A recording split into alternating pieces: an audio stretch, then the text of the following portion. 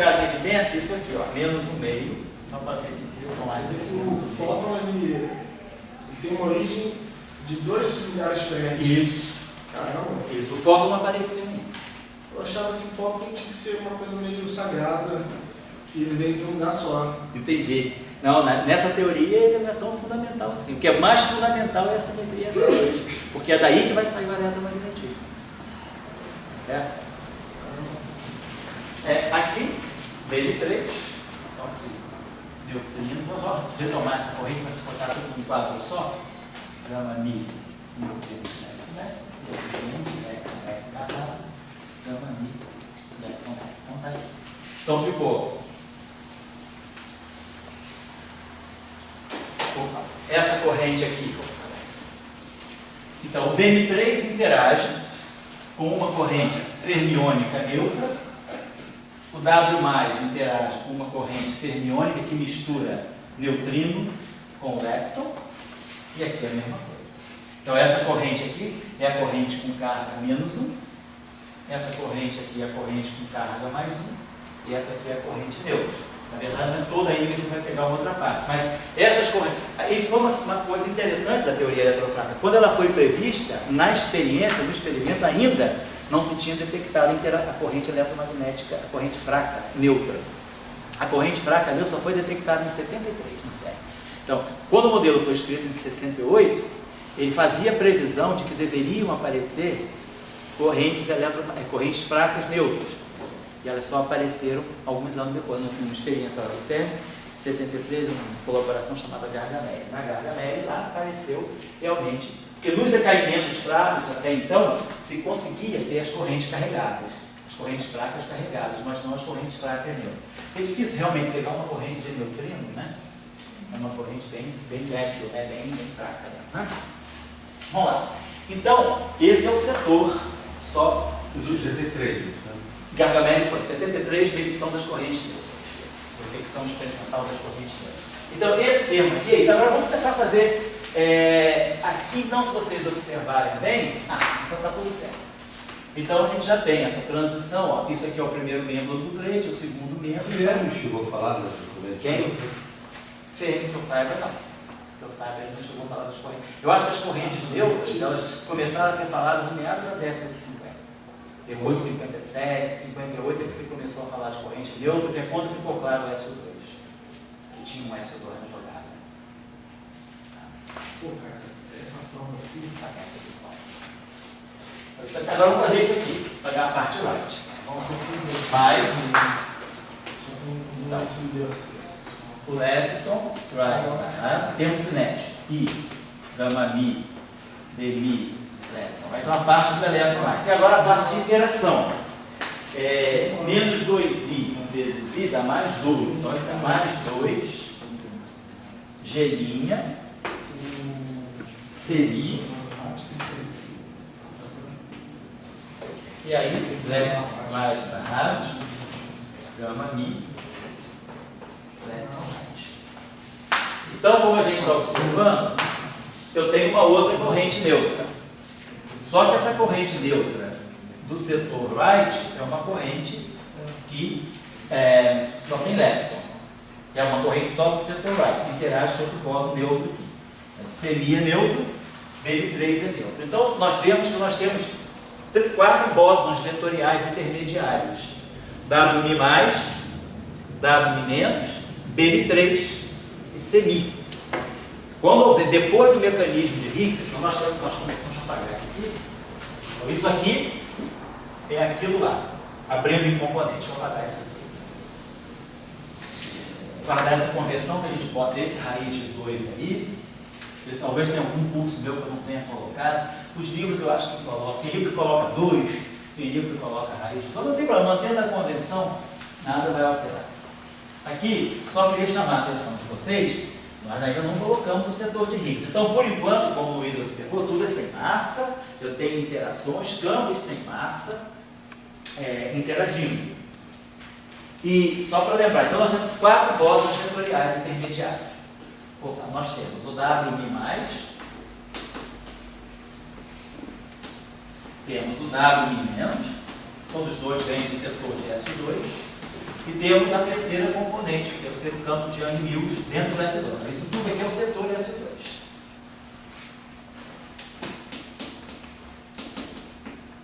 E aqui, dentro do 1, nós temos o semi. Então nós temos 4 bordas vetoriais. Professor, Oi. o último termo da aula de mediana é corrente neutra, né? Corrente neutra também.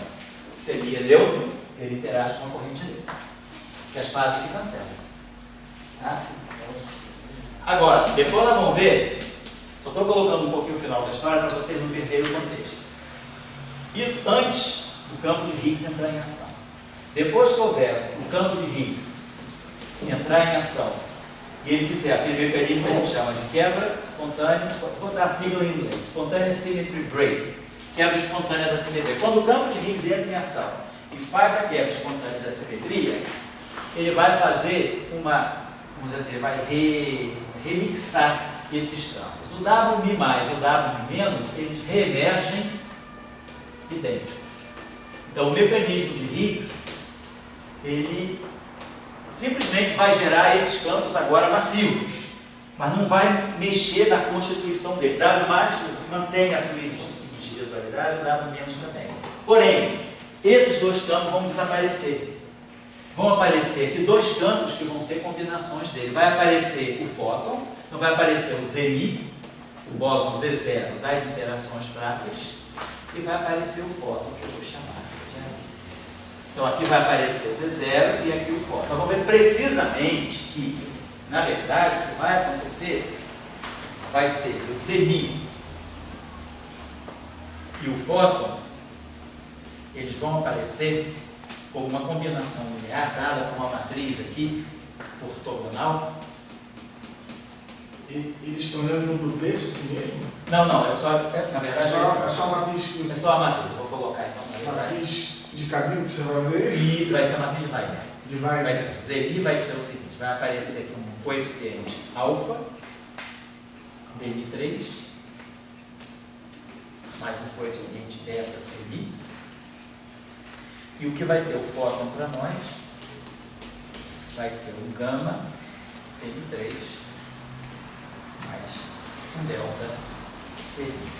Mas na verdade nós vamos ver que essa matriz alfa, beta, gama, delta é uma matriz que pertence a SO2. É uma matriz ortogonal 2 por 2 determinante 1. Toda matriz ortogonal 2 por 2 determinante 1 pode sempre ser reduzida a essa expressão. Cosseno de θ, seno de θ. Menos seno de θ, cosseno de θ. Então vai aparecer uma matriz ortogonal. E aí é isso que vai ser o fóton e o Z0. Então o fóton e o Z0, eles se originam dessa mistura do I3, do SO2, com o U1. É isso que, na verdade, ó, essa combinação aqui, na verdade, ela já está indicando para nós, quer dizer, ela já deveria ser esperada. Ortogonais, Cmi e Isso. São duas combinações ortogonais. Então, a carga eletromagnética, ela já era o I3 mais o Y sobre 2. Ó. Então, basicamente, essa relação aqui está me indicando isso. A carga eletromagnética é o que se acopla ao fóton. O Dm3 é o número quântico associado ao I3. E o Cmi é o campo de gate associado a esse gerador. Então, o fato de aparecer um fóton, que é essa combinação do I3 com o Y, já era esperado do Gelman-Nishijima. O Gelman-Nishijima já está lá atrás, ó, lá no início, né, controlando as cordinhas, né, do joguinho lá, para que o fóton já saia direitinho. Quer dizer, não é uma surpresa tão grande eu ter um fóton feito dessa maneira, porque o Gelman-Nishijima já está me dizendo, não, aqui esse cara se acopla com um campo eletromagnético. Esse cara é o número quântico correspondente ao Dm3. E esse cara aqui é o número quântico correspondente ao Cmi. Então, de fato, aparece uma combinação desse tipo aqui. Vamos ver isso depois, exatamente por que os coeficientes são aqueles, quem é cosseno de θ, vamos calcular cosseno de θ, seno de θ em função de G e de G'. Aqui é o G'. Então, isso aqui é uma coisa que nós vamos ver. Então, para isso aqui nós precisamos ainda do mecanismo de Higgs, que não entrou em ação ainda. Agora é que vai entrar o setor de Higgs. O que nós fizemos até agora? Agora apareceu o W0, professor. Oi? O W0 não apareceu. O W0 é o D0. É como se fosse o C0. O W0 é o BM3. Não, o W0 é o BM3. O que quando você olha no setor do SO2, você vê uma coisa carregada mais que o WM mais, vê uma coisa carregada menos que o WM menos, e vê uma coisa neutra que é o BM3. O BM3 é neutro. Ele é a terceira componente, é o terceiro campo de gate do SO2, é o campo de gate associado ao sigma 3. Então esse cara aqui é neutro. Então ele, se você quiser, você poderia chamar de WMi0. Mas aí preferiu se chamar de BM3 e depois de ZMI. Certo? É só uma questão de notação. Certo? Professor, a QED ela vai sair só do CMI ou da. Ou ela está mergulhada Ela está mergulhada mais aí. partes aí? Exatamente, ela está mergulhada. A QED é o fóton. O fóton, ele tem uma parte do BM3 e do CMI. Então, quando você fizer essa transformação inversa, aqui vai sair fóton e ZMI, e aqui vai sair fóton e ZMI. Então, a QED, agora, como o neutrino não tem carga, você vai ver que no final de tudo, esse setor aqui, a interação com o fóton vai dar zero. Você não vai ter, quando você fizer, quando a gente reescrever esse cara aqui em função do fóton e do ZMI, isso aqui é essa transformação. Eu posso inverter, isso aqui é uma matriz SO2, né? Então eu posso inverter essa relação. Pode inverter essa relação. BM3 vai ser, inverter essa matriz aqui, alfa, beta, gama, delta. Inversa essa matriz, 1 sobre alfa, delta, menos beta, gama, delta, menos beta, menos gama, alfa. Então inversa essa matriz. Como essa matriz é uma matriz SO2, esse determinante é 1. Então, na verdade, né, eu vou fazer uma inversão que está mais simples. Então, eu vou poder escrever que o BM3 é delta ZI menos beta AMI. E o CMI vai ser menos gama ZI mais alfa AMI. Então, se eu agora chegar naquele lagrangiano lá e substituir o BM3 pelo ZI pelo AMI, o CMI pelo ZI pelo AMI, eu vou estar tendo o fóton. Então eu vou ter um fóton presente aqui e vou ter um fóton presente aqui também. Então você vai dar o fóton, então eu vou ter o fóton, depois vai se ligar com isso aqui, vou ter o ZI ligado com isso aqui também. Certo? Então a eletrodinâmica, por enquanto, ela está perdida aqui dentro, porque ela tá misturada dentro do BM3 e do CMI. Você gostaria de deixar o termo AMI sozinho, para poder... Isso, eu vou ter isso. Quando eu identificar o AMI com o fóton, eu vou ver que ele tem massa zero. Então esse é o fóton. Vai aparecer um campo de gauge, um campo vetorial com massa zero. Esse é o fóton. E aí eu vou ver tudo aquilo que interage com o fóton, eu vou interpretar como eletromagnetismo. A eletrodinâmica vai estar contida ali dentro depois. Você fala interage, está falando diretamente. Né? Isso. Não aqueles processos que emite. Não. Processo de interação direta, acoplamento direto mesmo com o lagrangiano. Acho que teria, nesse sentido aí, basicamente aí, só isso aí que seria por enquanto importante, né? Teríamos só esse setor aí. Deixa eu ver o que mais. Fala aí, Eduardo, pode falar. Eu ainda vejo essa lagrangiana aí como uma pequena praça Rio. Certo? Em que sentido? Vai estar grande essa Ela está grande. Boa, pelo amor de Deus. Fala aí, por Não, quê? eu quero fazer uma pergunta. Você simplesmente botou o neutrino e o elétron, né? No multiplica. Isso. Escolheu agora a simetria, não um 1, mas fizesse um, S2 fosse um, e desenvolveu. Agora, a pergunta que tem nessa história de praça Rio é o seguinte: o que é paridade e o que é representação? Quando você faz um meio zero, porque Representação do meio zero. você está chamando pequena praça Rio, Tá. você botou o neutrino e o elétron left, Isso. no meio está ali naquela praça, no meio zero. Isso. Por enquanto, então, e você desenvolveu isso aí. Agora, daí eu vi outra pessoa dizer que eu quero saber essa coisa de paridade, de quebra-paridade. Onde é que está a quebra de paridade aí? Só porque está com left e right, você está dizendo que quebrou a paridade, ou precisava aparecer o gama 5 por aí? Não, no gama 5, na verdade, você pode pensar Pensar assim. bem direto. Entendi. Né? Como é que você vê Isso. Mas eu voltando à questão da paridade, sabe? Isso. Não é, você pode dizer só porque está. Quando você já está com meio zero, Isso. do zero meio, você já quebrou a paridade quando você escolheu? Quando você pega a representação só meio zero, porque se você fizer uma transformação de O paridade, zero é duas distintas, né? é o seguinte, Cláudio, quando você pegar essa representação meio zero e você fizer uma transformação de paridade nela, você vai na representação zero. Então, para você ter simetria de paridade, você tem que ter meios. Quando você fizer uma transformação de paridade, o que é meio zero vai para o zero meio. E o que é zero meio tem que ir no meio zero. Então, se você tiver um modelo em que só tenha meio zero, quando você faz uma transformação de paridade, você sai do meio zero e vai para o zero meio, que não é equivalente ao meio zero. Então, você quebrou a paridade por isso. A transformação de paridade te leva de uma representação para outra que não tem. Então, o dublete left, se você fizer uma transformação de paridade do dublete left, você vai ganhar um dublete right. Mas você não tem um dublete right no modelo. Então, você quebrou a paridade.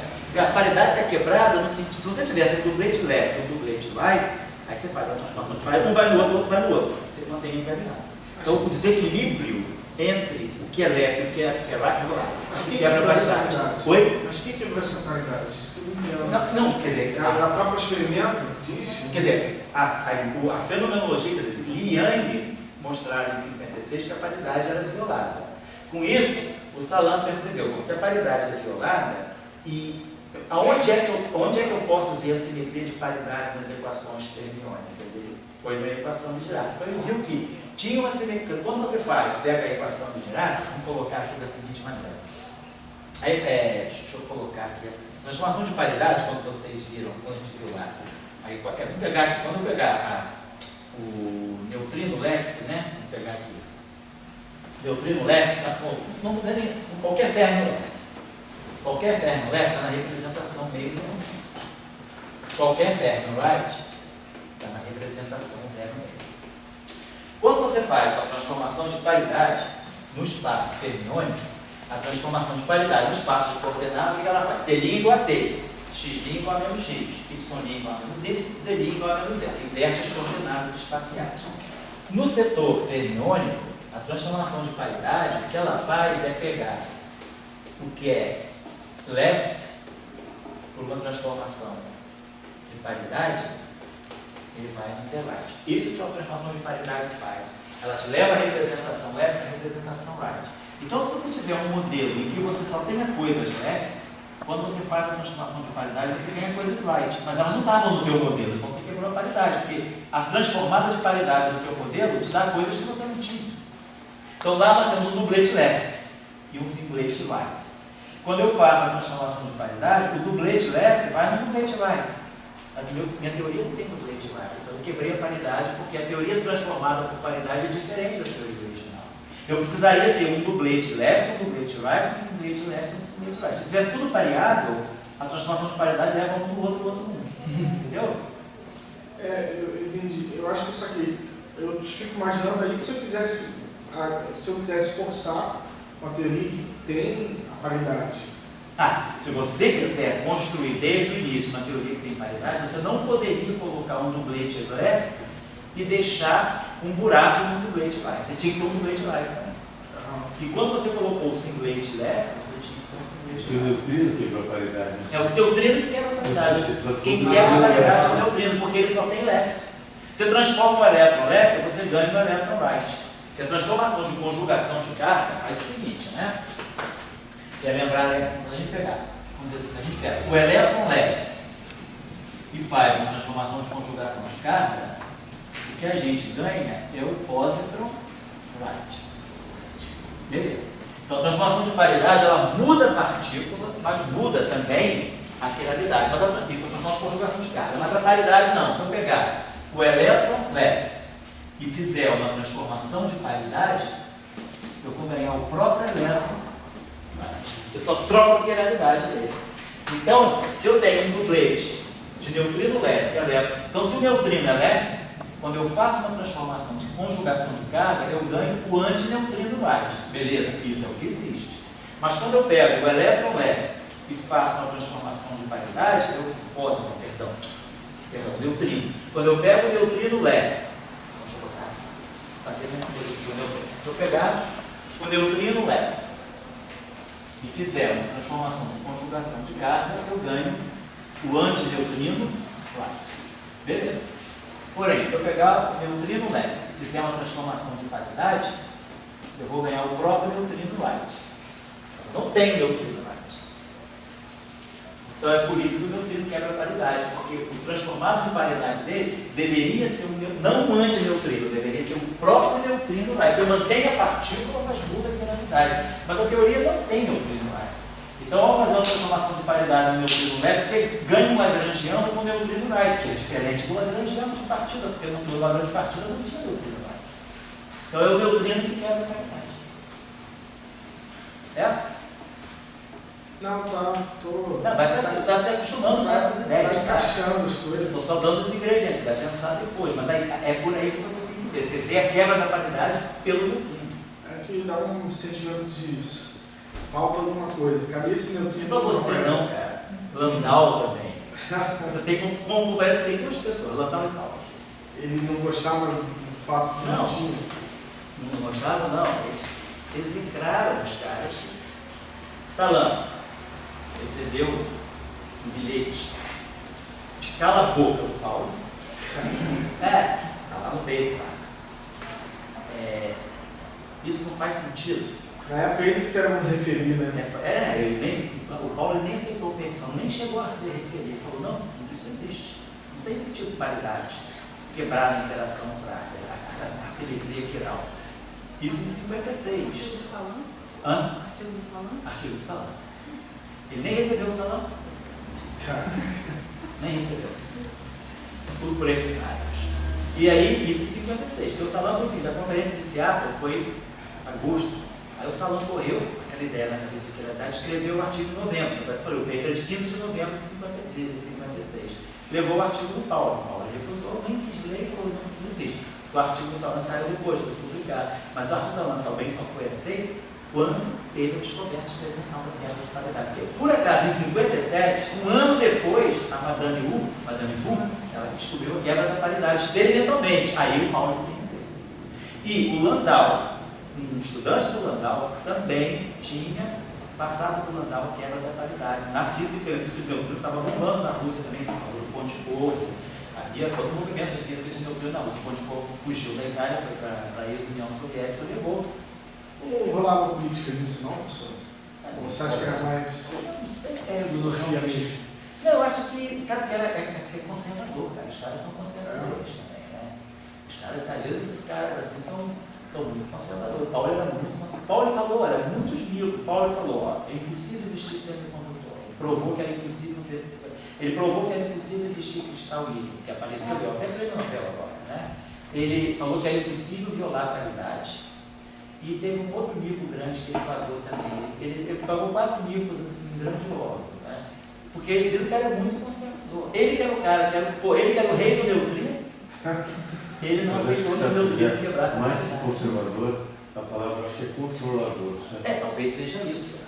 Era uma coisa que não estava no controle dele, é centralizadora. Gente muito menor tem um ego desse tamanho, você imagina um pau. Imagina um Landau. Abre essa porta aí que a gente vai encontrar egos aí, né? Gigantesco, né? Tamanho de um Godzilla, né? Pois é, aí quando Landau mal conta Godzilla. a história dele. os Abrikosov.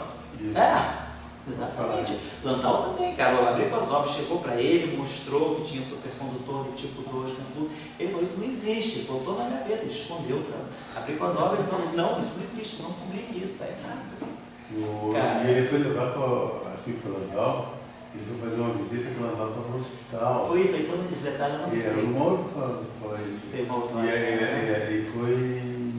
Cara, acabou, cara. Ele levou. Por isso que às vezes a gente tem que ter dose de humildade. Quando um cara grande desse diz alguma coisa para você, você vai ouvir, mas não significa que você vai acreditar até a última instância. Você vai ouvir, o cara tem coisa, o Landau tem coisa a dizer, tem. Deixa eu pensar.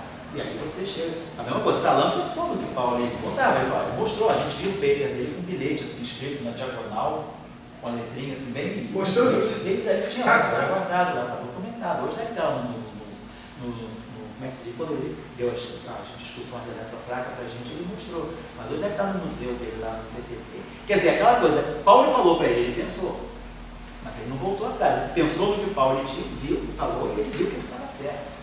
Ele foi em frente. Quer dizer, não é que o cara, esse cara não sabe porra nenhuma, não vai chamar isso. Agora eu Eu não vou acreditar só porque o cara falou lá que tudo que eu estou fazendo, porque o Paulo disse, ó, agora acabou. Agora eu entendi de onde veio o princípio de exclusão de Paulo. É, pois é. O princípio da exclusão de Paulo vem do Dirac. Paulo ele dizia que ele não ia em nenhum lugar que o Dirac tivesse. Quando teve, então, dia 1º de outubro de 1932, ele falava isso. Ele não iria. Não, isso é brincadeira. Isso aí veio depois, né? Porque eu preciso da exclusão um pouquinho mais. Você antes. viu o que era a vida?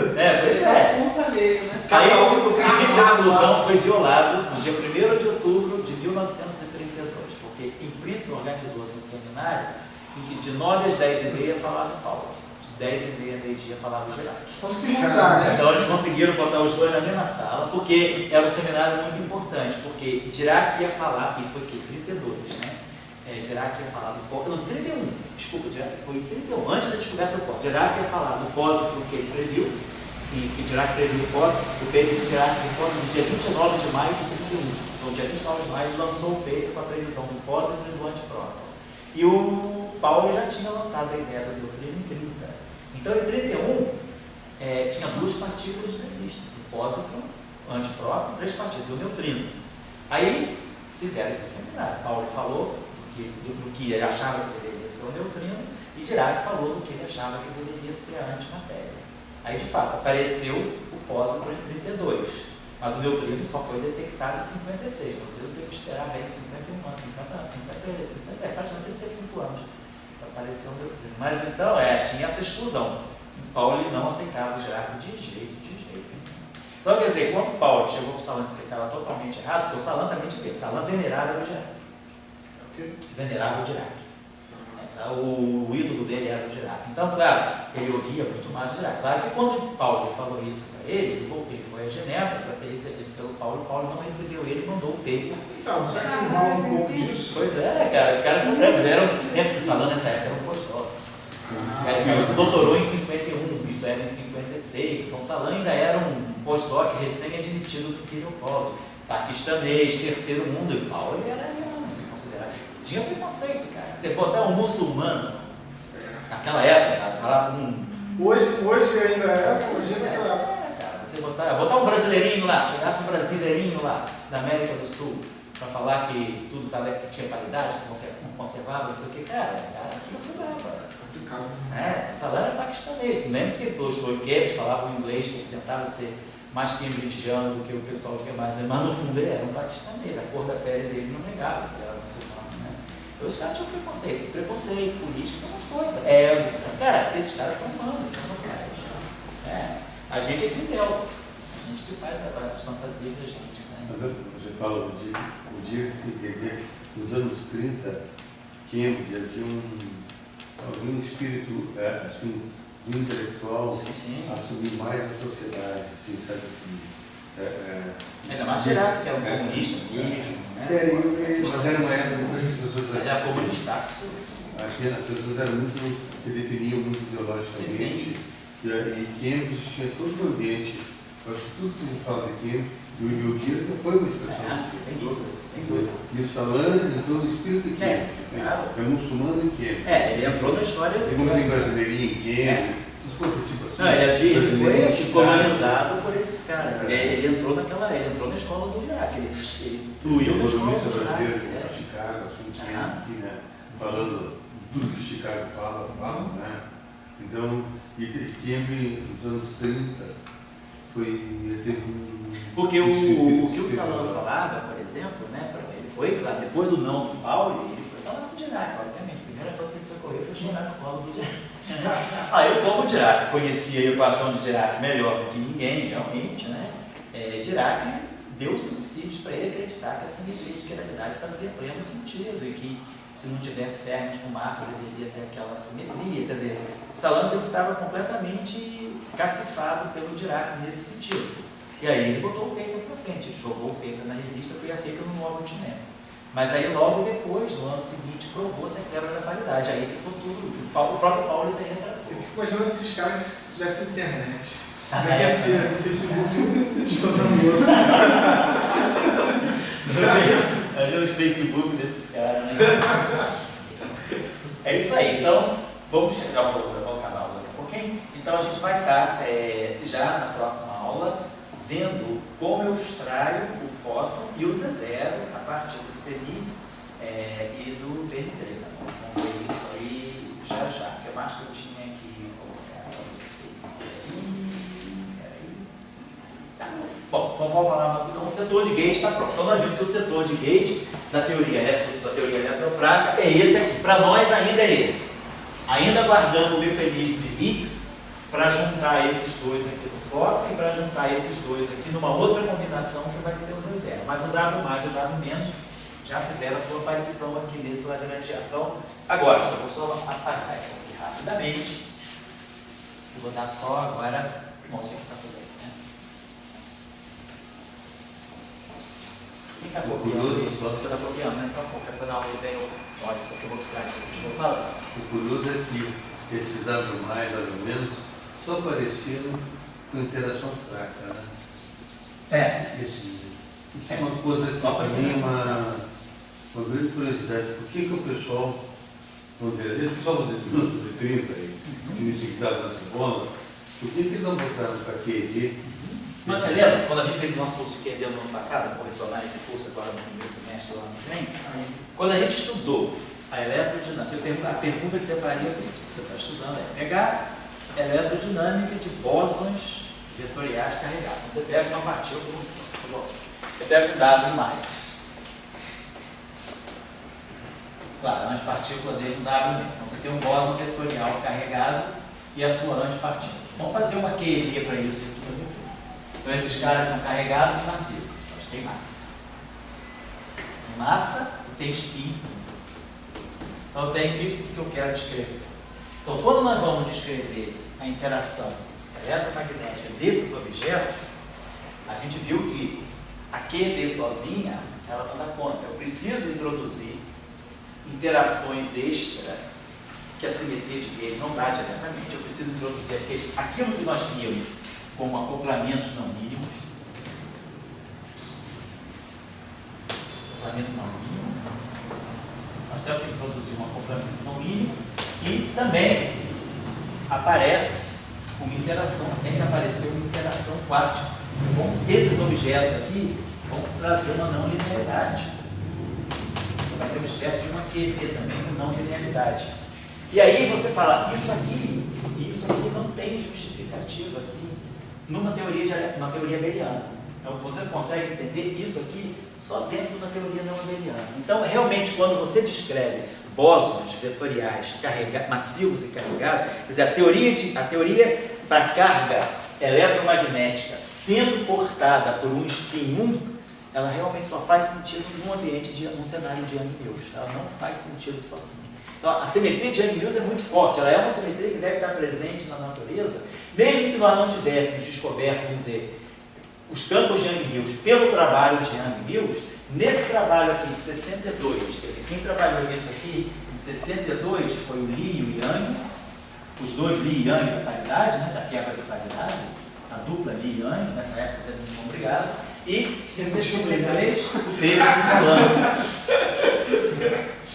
Não, olha o papel da mulher na física. É isso que eu te perguntar. Eles brigaram, foram sérios. Porque uma mulher começou a espalhar que quem teve a ideia foi o marido dela. E a outra falou, não, mas foi o meu marido que teve a ideia. Eu não sei se chegaram a se tocar, mas assim. E aí eles brigaram por conta disso. Quando um vai na China, o outro não vai.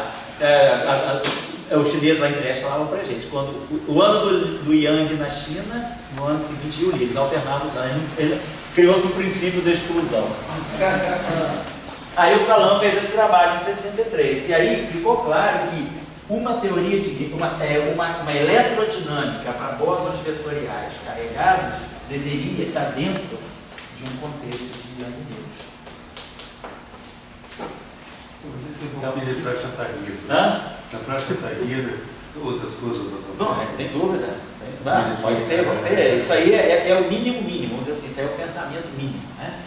Como eu digo, essa formulação, né, essa área caminhou sempre dentro dessa metodologia muito reducionista. Então, é um modo de pensar, era um modo de pensar diraquiano, era um pouco a escola.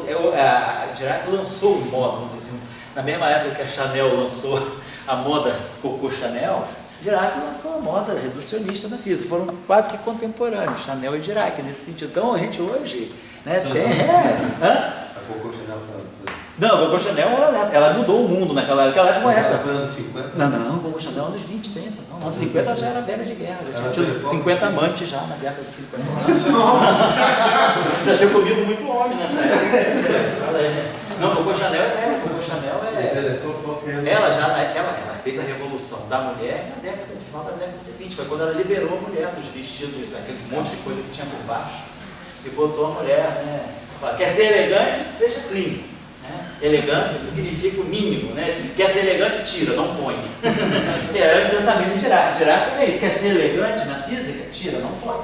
Não começa a encher de coisa, não. Se você começar a botar muita coisa, você está saindo da escola de Dirac. A escola de Dirac é a escola da simplicidade, do clean absoluto.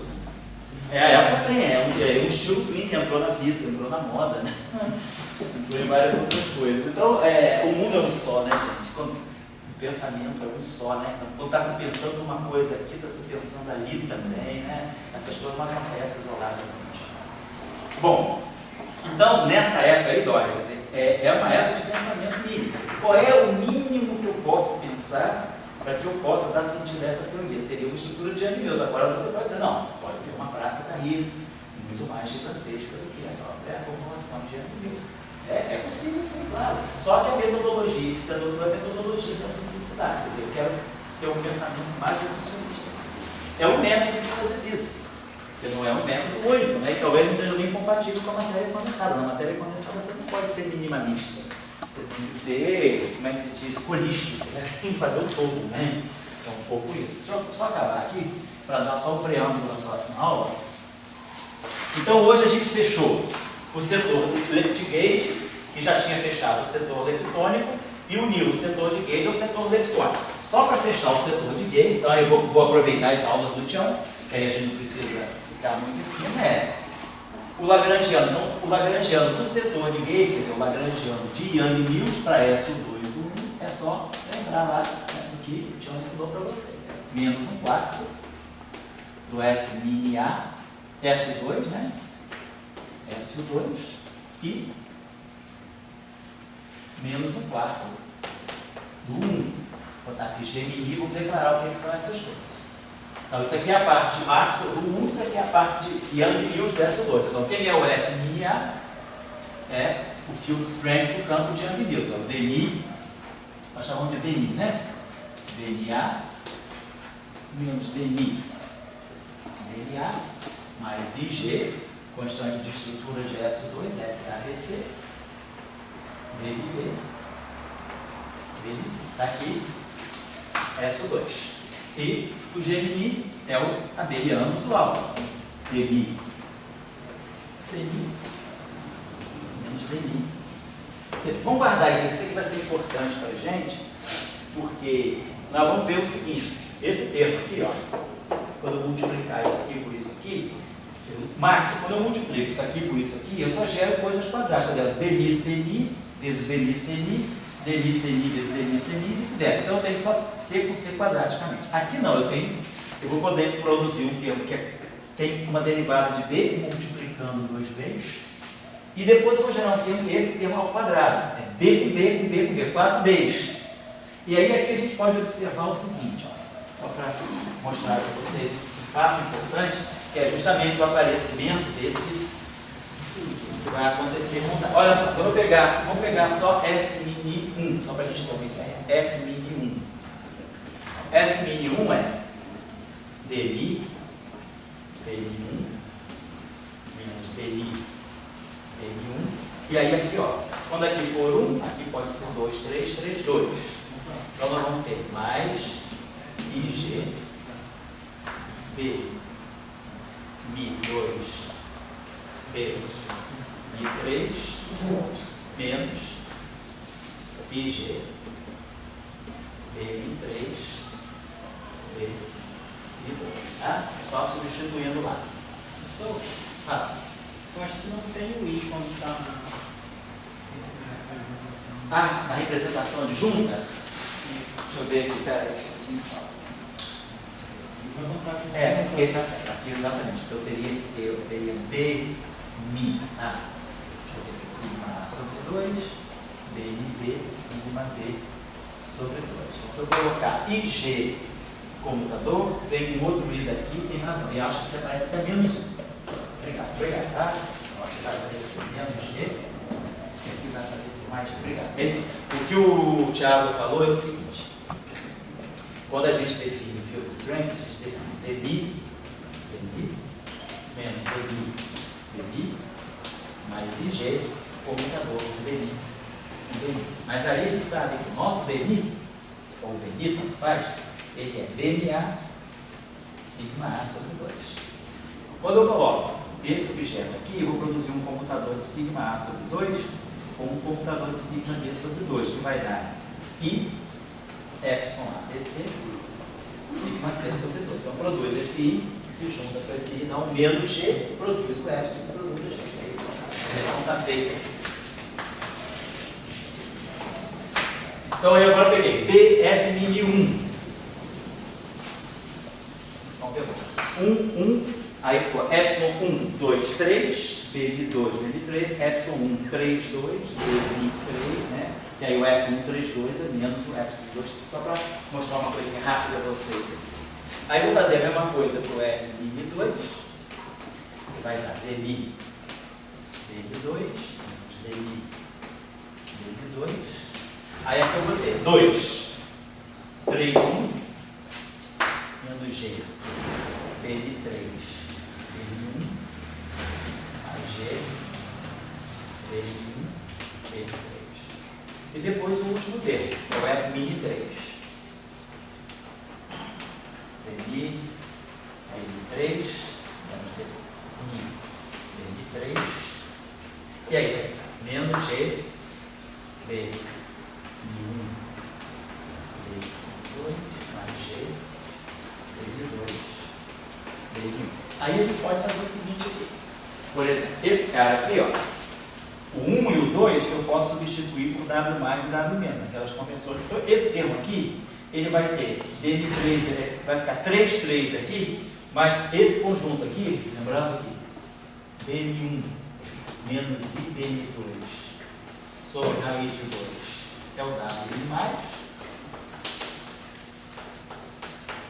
e a combinação mais é o W menos. Então eu posso escrever o BN1 e o BN2, eu posso arrancar eles fora e substituir tudo por W mais e W menos. Se a gente faz esse cálculo aqui, né? Isso aqui vai ficar BN1, BN2. Tá? Juntando tudo, isso aqui vai dar sempre algo do tipo W mais, W menos.